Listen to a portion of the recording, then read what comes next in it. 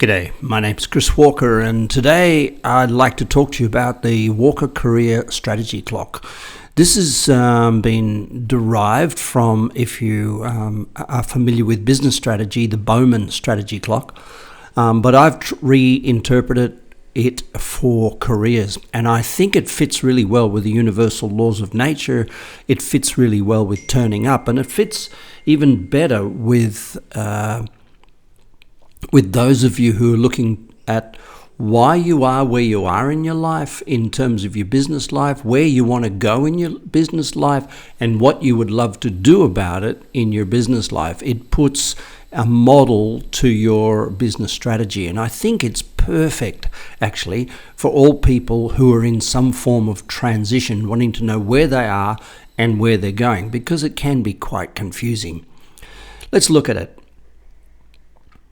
In the Walker Career Strategy Clock, there are different dimensions, and the axes are income, which we're all keen to have, and the vertical axis is unity of value. In other words, how much value do you add to a circumstance? Now, the ideal in this, as some people might say, is to go high income and medium value. But I think what we need to be targeting is to be optimum value, which is completely differentiated, with moderate to high income, not high.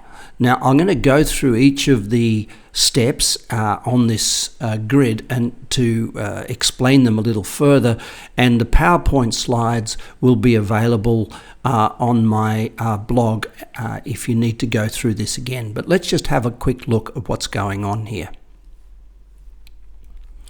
Firstly, differentiation. This is the dream world. How you differentiate yourself determines how you value yourself. Now, to do this through physicality, through your gender, through character, through judgments, through getting over your fears, through working with uncertainties, or your likability, and that's how to sink your ship. The unity of value is how do you add value in the least amount of time with the least amount of fuss. That's differentiation. And this is a really important thing because it means differentiation is a competitive environment. You need to be different from who? From your colleagues. And if you're super helpful to everybody, and if you're super kind and super good, that's great. I think in any business strategy, I've always said to my clients, here's your business strategy. Here's where we're going to take this company. Here's where we're going to take you. Give it to your competitors, because if this strategy is real, if it's really right, the only company, the only person who could implement this strategy is you. So you could hand it to someone you are competing over the next 12 months against for a job, and there's no way they could live out your strategy. So this is where I believe to be the soft spot, the sweet spot, the zone for all people at work. And there is one more sweeter, but it requires a little more time. Let's go to the second and the more sweeter space. The sweeter space is focus differentiation. Now, hybrid will always decrease income. A specialist in an industry will build on experience by focusing more and more on a specific aspect of what they do. Now, this may require tiered functionality. In other words, we might do 60% or 50% of the work in a place of differentiation, but focus differentiation might be our specialty and where we get called in. I remember Red Adair, who used to go to put out oil well fires, and back in those days he was the only person, I believe, in the world who could do it by sticking dynamite down the hole and blowing up the oil well to just the right amount to suck all the oxygen out and put out the fire. And I think Red Adair was paid hundreds of millions of dollars for doing very little work, or for doing something that he was very, very good at. So this differentiation in the upper half of this clock is got nothing to do with technology or knowledge, and I'm going to get to that in a minute. Now, risky, high-exposure jobs. Every artist, performer, keynote, thought leader, C-suite leader in a public company understands this space. You live on, as Pavarotti says, I'm only as good as my last note. So the remuneration for being out there and highly exposed is sensational. It's spectacular. But if you go for a really high exposure job, you really need massive self-leadership skills to avoid the inevitable fall when things don't go right, the inevitable emotional and personal and life balance fall when you're under the pump. So most people can do C-suite jobs. Most people could reach those jobs. The question will be what their behavior will be when they get there. Will they stay healthy? Will they stay fit? Will they stay balanced in their personal life? Will they turn up at home? Or will the job be like carrying a 50-kilo backpack up the side of Mount Everest and crush that person in stress and illness and self-deprecation? So to get to the risky, high-exposure job, one needs to be really developed in handling load. Now, if you've got a job as an associate director or a director or a partner in a law firm or a consultancy, you will only understand and know the volume of load that you've been put under. So to comprehend what it's going to feel like, for example, to be the President of the United States or the Prime Minister of Australia and have the whole weight of the country on your shoulders. How do you experience that? How do you know how to cope with it without evolving up into it? Now, if you look at the President, that person or the Prime Minister, that person has, over a period of their life, every day got deeper and deeper into the stresses of their job, and they've adapted, and they've got sick, and they've overdone it and underdone it. What we're trying to do for you and your career is help you create leaps and bounds and shortcuts through this path. So you're not going to necessarily have time for the next 20 years to evolve into that C-suite or that higher differentiated position. What we're trying to do is give you the ancient knowledge, a lot of experience, and put that massive amount of experience on young shoulders. One of the reasons we coach people when they're moving from hybrid to differentiation to focused differentiation to high risk or monopoly knowledge is that my experience can become part of the portfolio of experience you bring to your work, and not everything has to be answered in the second that the question is asked. So there's time to think about, time to process, time to examine, and you need to examine these things very carefully, because a bad decision at a high exposure place can lead to all sorts of trouble. Monopoly knowledge is what I talked about before. It's another process of differentiating into high income, but the value of it is quite low. In other words, you become the purveyor of knowledge, the implementation and application of the knowledge, which is the value of it, is given over to somebody else. That's why it's such a high, can be paid a lot of money for, because the small piece of knowledge that's unique and powerful, a small piece of technology, like how to create an app, a small piece of technology can be a lot of value can be created out of that by the end user. So there is an environment where monopoly knowledge is sold out. Very rarely in a consulting firm, but sometimes people are the global branded guru on a particular topic. Now, when this happens, the most important thing is to capitalize financially on that opportunity as quickly as possible, and either reinvent the opportunity, come up with a new one, or conserve the remuneration, the income, knowing that these things come and go in knowledge and thought leadership. That's a very important piece of awareness here when you look at that strategy for your career. The The loss of job space is a really sad space. I don't meet many people in this environment, although there are an increasing number around the world who've become basically redundant. Now, redundancy happens when we stay far too long trying to validate ourselves in a particular job, and we do a good job, we work really hard, but we forget that the real differentiation, the real reason people stay in jobs is because they add value over and above the expectation of the firm. And to add value, we need to continually innovate on ourselves. Now, that value differentiation is very rarely technical. It's usually soft skill, and it's usually in the ability to think differently, think creatively, think inspired, think outside the box, bring something to the table that other people can't.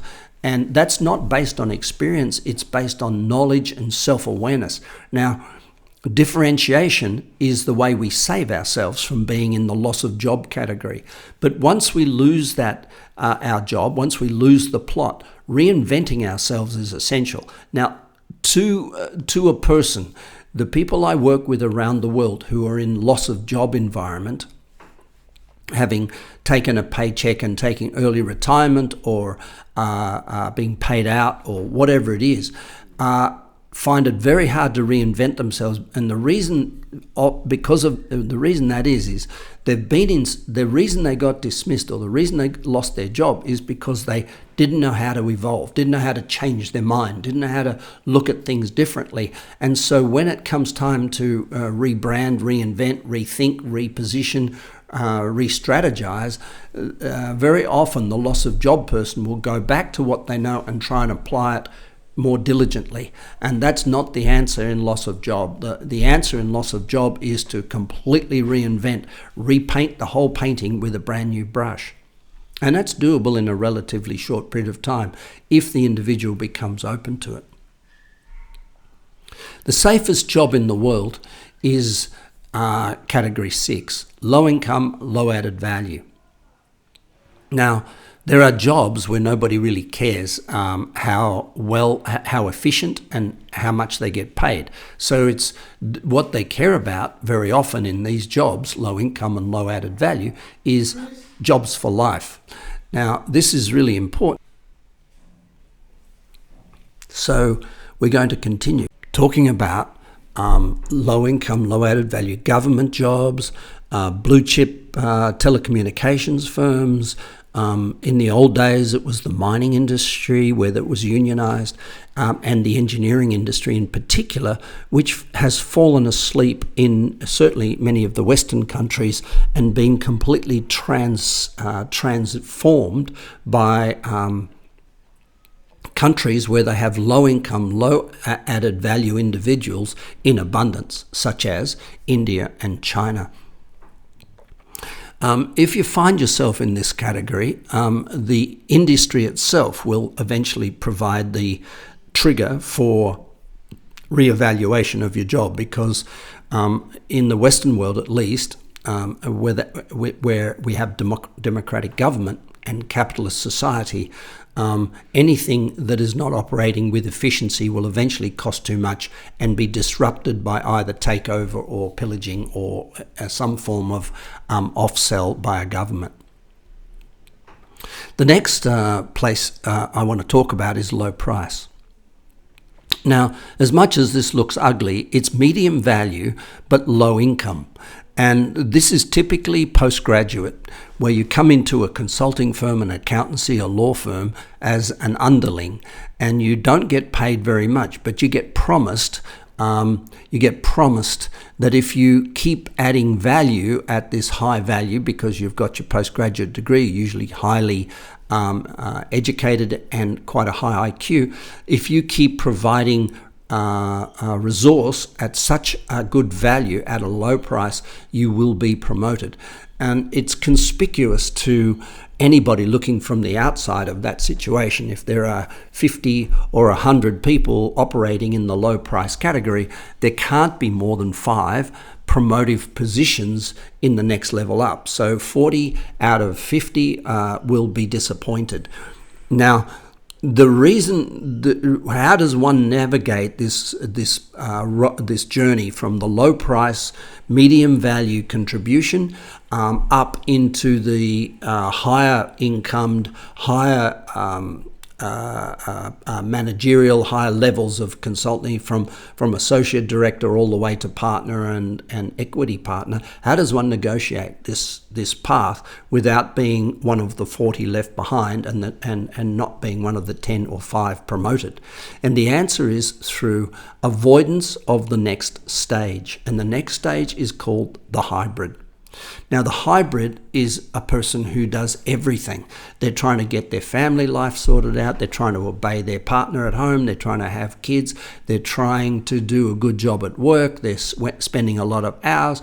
They're trying to stay fit. They're trying to stay spiritual. They're trying to stay everything. And what they don't realize is that as they expand and become more balanced, is that they actually are becoming less qualified, less qualitied in each of the areas. And it's the hybrid person that does not get promoted.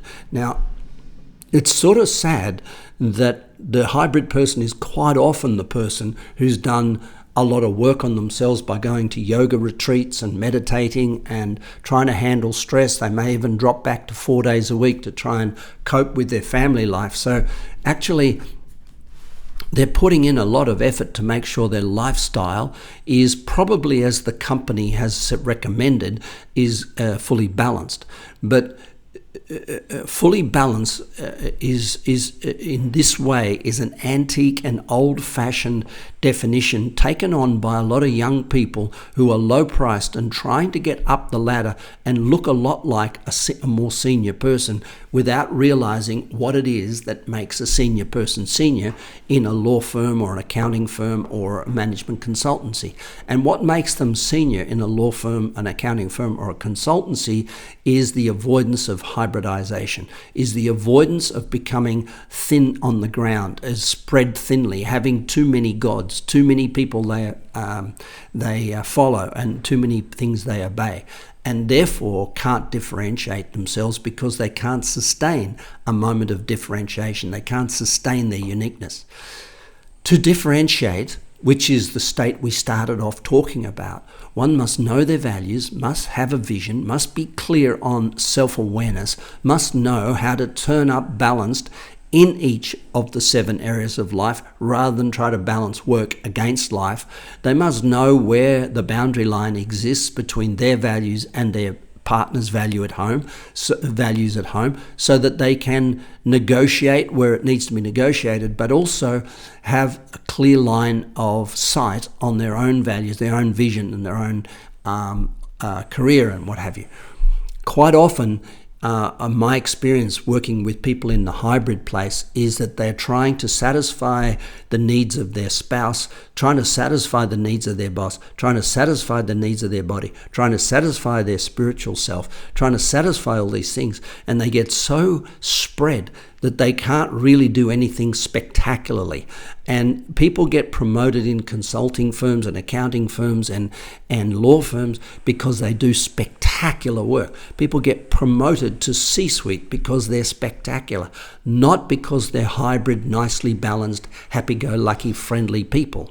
So the work of coaching and the inner wealth work, bringing people back on track process, the power hour, helping you evolve into your future career, is absolutely to take you through the hybrid place and make sure you don't get stuck there, so that you can actually be differentiated, focus differentiated. If you choose, take on a risky high exposure job or go for the monopoly knowledge space, all of which pay well, add value, and are safe as long as you are aware of the idiosyncrasies that are required to stay in that space. So let's look through it once more and have a quick summary before I finish up. Differentiation. It's the essential step before any real reward for effort. Focus differentiation. Building on differentiation, adding a specialization or a circumstantial mastery. Risky high margins. Big jumps, high-profile performances, high exposure and high responsibility, massive self-leadership, self-awareness needed to sustain that space. Monopoly technologists, get in, get out, get in, get out, get in and make the money, get in and do the job, get out and take a break. In that break, don't spend the money because you don't know whether your next innovation is going to be received as powerfully as the last. This is really important for those of you in app development and technology. Loss of job. Well, stoic self-growth. When we are the master of our own education, we are untested. And I have never seen a more common trait of individuals in the loss of job category who are vulnerable to exposure as not being promotable in a firm. I've never seen a more common quality than self-led.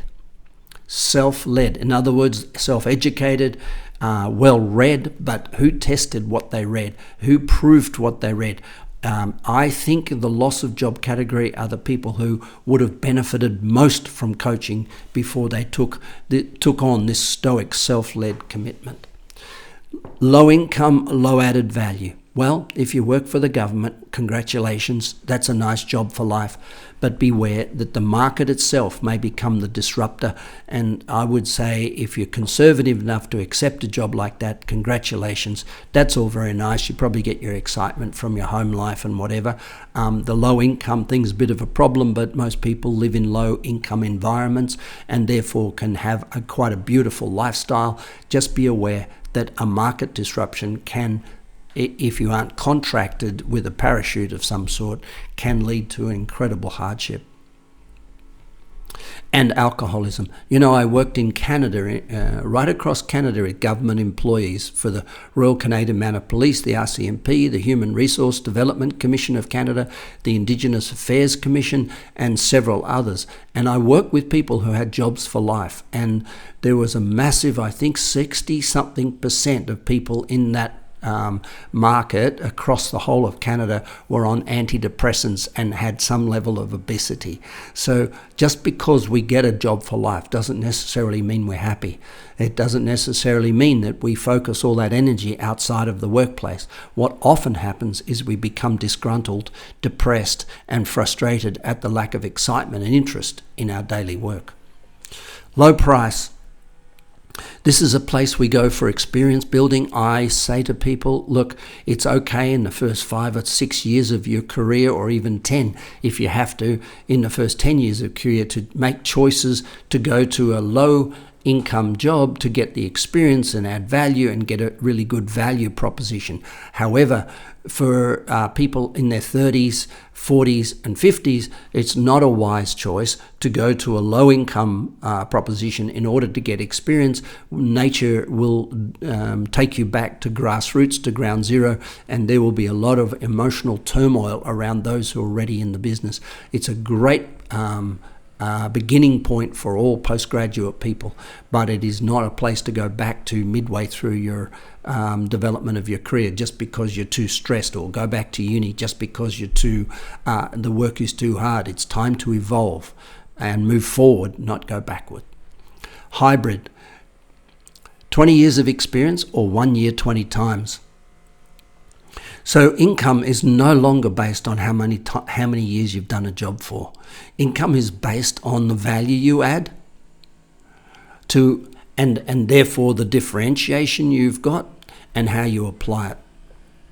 Hybridization, which is mediocrity across all the areas of life, which means some sense of balance based on not too much work that you get upset, not too much home life that you get upset, not too many holidays that you get upset, and trying to prevent being upset and trying to keep everybody happy, pleasing others to piss yourself off. This is the hybrid world, and it's a low-paid, high-value environment, similar to academia in a way. So you have to be careful about the decisions you make, about the career and education and coaching you choose in order to get to where you would like to go in the next couple of years. I hope you've enjoyed this presentation. This is Chris. You can always contact me if you have questions at chriswalker.com.au or innerwealth.com. They're both the same website. Bye for now.